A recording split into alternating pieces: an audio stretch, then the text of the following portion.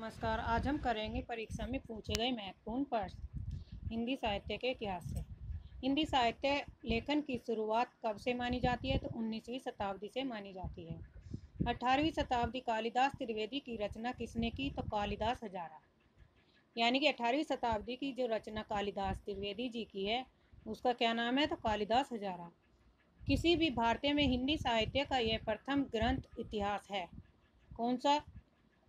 गारसादा तासी द्वारा लिखा गया स्थावर द ला इत्वेतर एंदुई हिंदुस्तानी सन 1938 ईस्वी में ये प्रकाशित हुआ था और इसके लेखक हैं गारसादा तासी। इस ग्रंथ में वर्णाक्रम पद्धति को अपनाया गया था। इस ग्रंथ की भाषा क्या है? तो फ्रेंच है। गारसा तासी ने अपना जो ग्रंथ लिखा था वो फ्रेंच भाषा में लिखा था। इस ग्रंथ में हिंदी का प्रथम कवि अंगद को बताया गया है। तो ऐसा कौन सा ग्रंथ है जिसमें हिंदी का प्रथम कवि अंगद को बताया गया था? गारसादा तासी के। इसमें 738 कवियों का उल्लेख किया गया है। ये सारे फैक्ट हैं गारसादा तासी के स्थावर द ला इत्वेतर एंदुई हिंदुस्तानी रचना से। स्थावर द ला इत्वेतर एंदुई हिंदुस्तानी का द्वितीय भाग किस सन में प्रकाशित हुआ था? तो 1947 ईस्वी में। इसका द्वितीय संस्करण कब प्रकाशित हुआ? 1871 में। किसका? इस स्थावर द ला इत्वेतर एंदुई हिंदुस्तानी का। इस ग्रंथ का हिंदी अनुवाद किसने किया था? तो लक्ष्मी सागर वार्ष्णेय ने। किस सन में किया था? 1952 ईस्वी में। गारसादा तासी के ग्रंथ को 1848 ईस्वी में मौलवी करमुद्दीन ने तेसिरा-ई रघुराय ने हिंदी शीर्षक से ऐतिहासिक ग्रंथ लिखा था।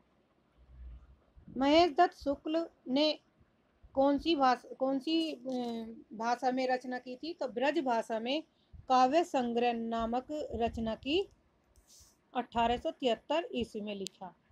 तो 1873 ईस्वी में क्या लिखा था? भाषा काव्य संग्रह नामक रचना लिखी थी। शिव सिंह सेगर की रचना कौन सी है? तो शिव सिंह सरोज और इसका सन है 1883 ईस्वी में प्रकाशित हुआ था। हिंदी भाषा में हिंदी साहित्य का प्रथम इतिहास किसने लिखा था? तो ये लिखा था शिव सिंह सरोज ने। हिंदी प्रथम हिंदी साहित्य का काल विभाजन किसने किया था? तो जॉर्ज ग्रियर्सन ने। मॉडर्न वर्नाकुलर लिटरेचर ऑफ हिंदुस्तानी यह किसकी रचना है? तो जॉर्ज ग्रियर्सन की है 1888 ईस्वी में। भक्ति काल को हिंदी का स्वर्ण काल किसने कहा था? जॉर्ज ग्रियर्सन ने। हिंदी का प्रथम व्याकरण लिखने वाले विद्वान कौन थे? तो जैसवा कैटलर थे। आंग्ल भाषा में लिखा गया हिंदी साहित्य का इतिहास स्केच ऑफ हिंदी लिटरेचर के लेखक कौन थे? पादरी एडिसन ग्रीव्स थे। किस लेखक के इतिहास ग्रंथ में सर्वप्रथम हिंदी साहित्य का काल विभाजन हुआ? यानी कि ऐसा कौन सा ग्रंथ है जो काल विभाजन पर आधारित है? तो जॉर्ज ग्रियर्सन ने लिखा था। हिंदी साहित्य इतिहास की परंपरा में मिर्च बंधुओं ने अपनी कृति मिर्च बंधु विनोद में कितने कवियों का उल्लेख किया था? तो लगभग 5000 कवियों का उल्लेख। कितने कवियों का उल्लेख किया? 5000। मिर्च बंधु नामक हिंदी साहित्य के इतिहास लेखकों के नाम बताइए। मिर्च बंधु क्या थे? ये 3 भाई थे। कौन कौन से? गणेश बिहारी, मिर्च श्याम बिहारी और सुखदेव बिहारी। तो हम इसे ऐसे याद रख सकते हैं, गणेश, श्याम और सुख। गणेश, श्याम, सुख ये तीनों भाई थे और इन्होंने मिर्च बंधु विनोद नामक हिंदी की रचना की थी। मिर्च बंधु विनोद को कितने भागों में बांटा गया था? तो मिर्च बंधु विनोद को 4 भागों में बांटा गया। प्रथम 3 भाग का प्रकाशन सन 1913 ईस्वी में हुआ और चौथे भाग का प्रकाशन सन 1934 में प्रकाशित हुआ। आचार्य रामचंद्र शुक्ल ने प्रथम उत्थान का समय कब से कब तक माना है? तो प्रथम उत्थान का समय 1868 संवत 1925 से 1950 1868 से 1893 ईस्वी माना है। किसका? प्रथम उत्थान का। प्रथम उत्थान का समय कब से कब तक मांगा? 1868 से 1893 ईस्वी, और संवत होगा इसका 1950 से 1975। द्वितीय उत्थान का मानना है संवत में 1925 से 1950 और 1893 से 1918 ईस्वी में। ये किसका है? आचार्य रामचंद्र शुक्ल के अनुसार द्वितीय उत्थान का समय काल है। नागरी प्रचारणी सभा की स्थापना किस सन में हुई थी? तो 1893 ईस्वी में हुई। कहाँ पर हुई? वाराणसी में हुई। और इसकी स्थापना के जो संस्थापक थे वे कौन थे? बाबू श्याम सुंदर दास, राम नारायण मिश्र और ठाकुर। बाबू, राम और ठाकुर, ऐसे हम इन्हें याद रखेंगे। बाबू श्याम सुंदर दास, राम नारायण और Thakur ji. Fort William college की स्थापना किस सन में हुई? तो 1800 ईस्वी में हुई। कलकत्ता में स्थापित फोर्ट विलियम कॉलेज के संस्थापक कौन थे? तो जॉन गिलक्राइट थे। सदल मिर्स की भाषा कौन सी थी? तो पूर्वीपन थी। आचार्य रामचंद्र शुक्ल ने खड़ी बोली गद्य का प्रारंभ अकबर के दरबारी कवि गंग द्वारा लिखित चंद छंद वर्णन की महिमा से माना है। खड़ी बोली के नामकरण का श्रेय किसको जाता है? तो गिलक्राइस्ट एवं सदल मिर्स को दिया जाता है। गद्य साहित्य की वर्तमान गति यानी कि तृतीय उत्थान का संमत कब से है? 1975 ईस्वी से। डॉक्टर रामकुमार वर्मा ने हिंदी साहित्य का आरंभ कब से माना है? 693 ईस्वी से। अपभ्रंश प्रभावित हिंदी की रचना कौन सी है?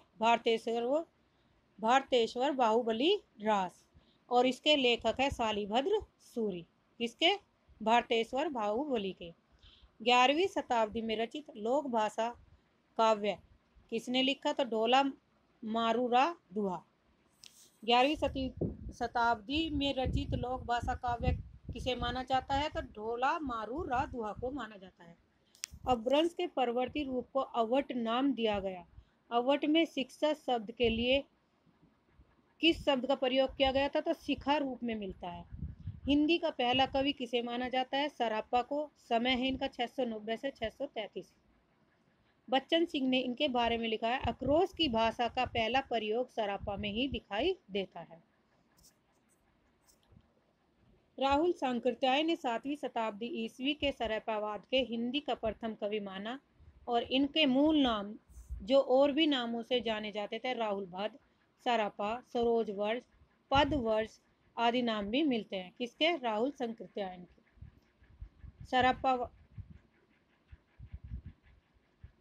सरापावाद के। डॉक्टर गणपति चंद्र ने शालिभद्र सूरी को हिंदी का प्रथम कवि माना है। तो डॉक्टर गणपति चंद्रगुप्त किसे हिंदी का प्रथम कवि मानते हैं? शालिभद्र सूरी को। डॉक्टर रामकुमार किसको प्रथम कवि मानते हैं? स्वयंभू को हिंदी का प्रथम कवि स्वीकार करते हैं। कौन? डॉक्टर रामकुमार वर्मा। रामचंद्र शुक्ल ने हिंदी को पुरानी हिंदी को ही प्राकृत भाषा हिंदी की अपभ्रंश कहा है। पुरानी हिंदी को ही प्राकृत भाषा की हिंदी अपभ्रंश किसने कहा है? तो रामचंद्र शुक्ल ने कहा। अपभ्रंश को पुरानी हिंदी सर्वप्रथम किसने कहा था? चंद्रधर शर्मा गुलेरी ने। अपभ्रंश का वाल्मीकि कवि किसे कहा जाता है? स्वयंभू को। अपभ्रंश का महाकवि किसे माना जाता है? स्वयंभू को। लौकिक चरित काव्य माना जाता है भविष्यत कहा। भविष्यत कहा किसकी रचना है? धनपाल की। अपभ्रंश का बहुभूति माना जाता है किसको? पुष्पदंत को। स्वयंभू की रचना कौन कौन सी है? तो पौमचर्य है, रिटनेमी चर्व और स्वयंभू छंद। एक पौमचर्या होगी, रिटनेमी और स्वयंभू छंद। ये किसकी रचना है? स्वयंभू की। पुष्पदंत की रचना है महापुराण, जय कुमार चरित और जसर चरित। तो ये तीनों रचनाएं किसकी हैं? पुष्पदंत की। खड़ी बोली में सबसे पहले काव्य सर्जन करने वाले कवि कौन है? तो अमीर खुसरो है। राहुल वेल किस तरह की रचना है? राहुल वेल गद्य पद मिश्रित एक चंपू काव्य है। आदिकाल की भाषा कौन सी है? तो ब्रज भाषा। चरण साहित्य का दूसरे नाम से जाना जाता है रासो साहित्य को। डॉक्टर गिरियसन एवं रामकुमार वर्मा ने हिंदी साहित्य के प्रथम काल को क्या कहा है? तो चारण काल नाम दिया है। आचार्य रामचंद्र शुक्ल ने आदिकाल की कितनी रचनाएं मानी है? तो आचार्य रामचंद्र शुक्ल ने 12 रचनाएं मानी है। कितनी? 12। जिनमें से प्रमुख रचनाएं हैं विजयपाल रासो नल सिंह की, हमीर रासो सारंगधर की, खुमान रासो दलपत विजय की, बीसल देव नरपति नाला की, पृथ्वीराज रासो चंद्रवरदाय की, परमाल रासो जगनिक की। नाथपंथी योगी अलख जगाते हैं और नाथपंथी जिन ग्रंथों को प्रमाणित मानते हैं उनमें से सबसे प्राचीन हठ योग संबंधी ग्रंथ है। तो सबसे प्राचीन नाथ योगों का सबसे प्राचीन ग्रंथ कौन सा माना जाता है? हठ योग संबंधी ग्रंथ, जिसे घेरण संहिता और शिव संहिता में उपस्थित है। गोरखनाथ द्वारा रचित प्रमुख कृतियां हैं हठ योग, गोरखनाथ, ज्ञानामृत, गोरक्ष काव्य। ये किसकी रचना है? गोरखनाथ जी की। जैन साहित्य प्राकृत एवं संस्कृत भाषा में मिलते हैं। जैन साहित्य जिसे आगम कहा जाता है, इनकी संख्या कितनी बताई जाती है? तो इनकी संख्या 12 बताई जाती है। इस रासो ग्रंथ ब्रज भाषा में लिखे गए घोर, डिंगल और पिंगल शैलियों में थी। राजस्थानी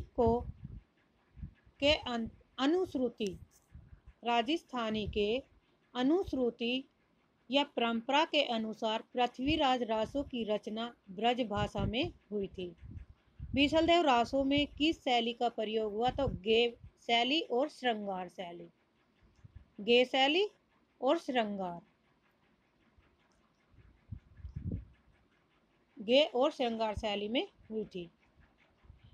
सिद्ध हेमचंद शब्दा अनुसार प्रसिद्ध व्याकरण ग्रंथ किस कवि का है? तो हेमचंद का है। ये हेमचंद का प्रसिद्ध ग्रंथ है और ये संस्कृत, प्राकृत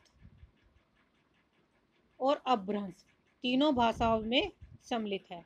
तो ऐसा कौन सा ग्रंथ है जो तीनों भाषाओं में है? तो वो है हेमचंद का शब्दा अनुशासन। हिंदी कवियों का व्रत संग्रह ठाकुर शिव सिंह सैगर की रचना है। तो शिव सिंह सरोज को कहा गया है 1883 ईस्वी में। हिंदी कवियों का व्रत संग्रह ठाकुर शिव सिंह सैगर की रचना को शिव सिंह सरोज कहा गया है, जो 1883 में प्रकाशित हुई थी। सर जॉर्ज ग्रियर्सन के इतिहास ग्रंथ को शुक्ल जी ने क्या कहा था?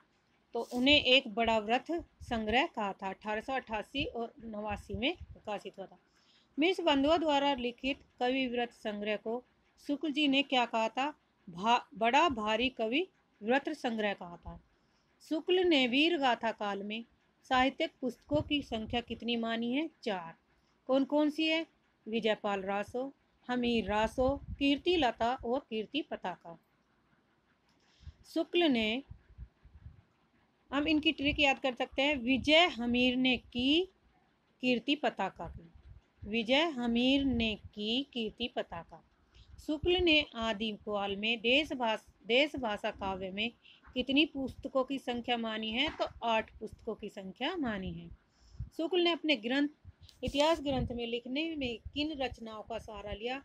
तो पहले लिया मिर्च बंधु विनोद, हिंदी कोविद रत्नमाला, कविता कौमुदी और ब्रज माधुरी। सार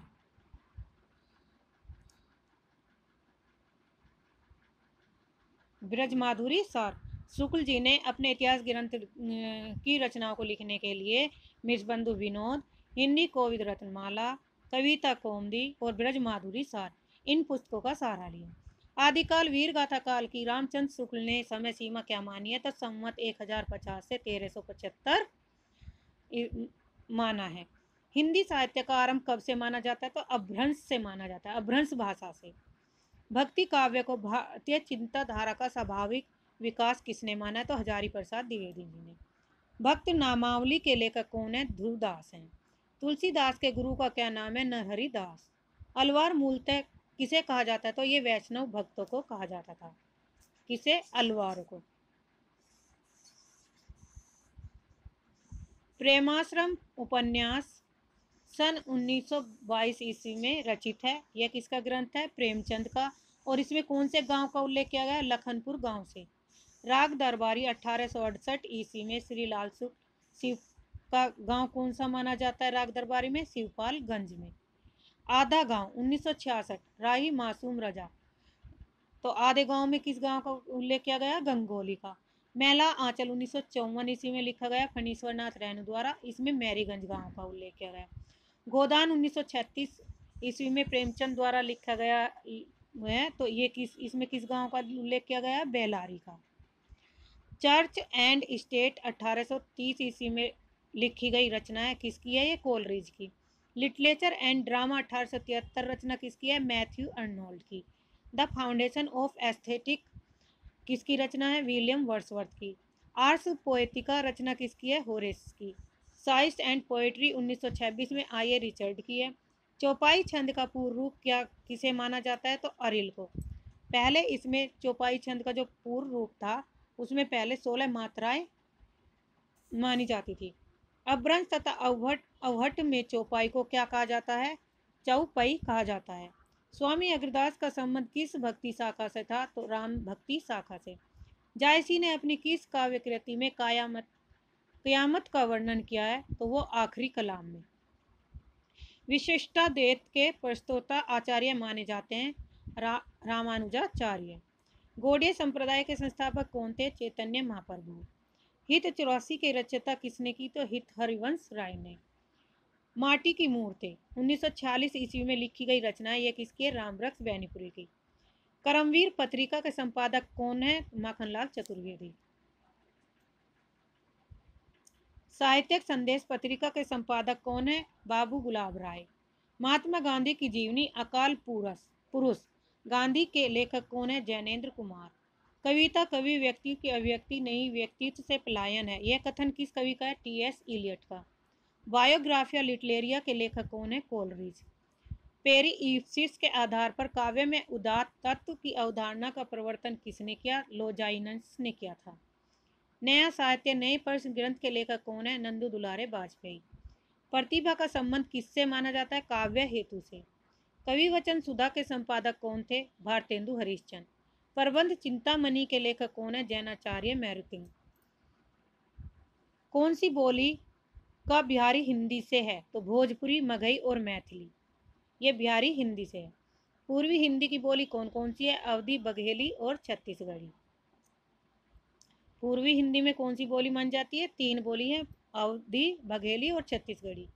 और पैसाची की बोलियां हैं लहदा और पंजाबी। कौन कौन सी मानी जाती है? लहदा और पंजाबी। ये थे हमारे 100 से अधिक महत्वपूर्ण प्रश्न जो परीक्षा में पूछे जाते हैं।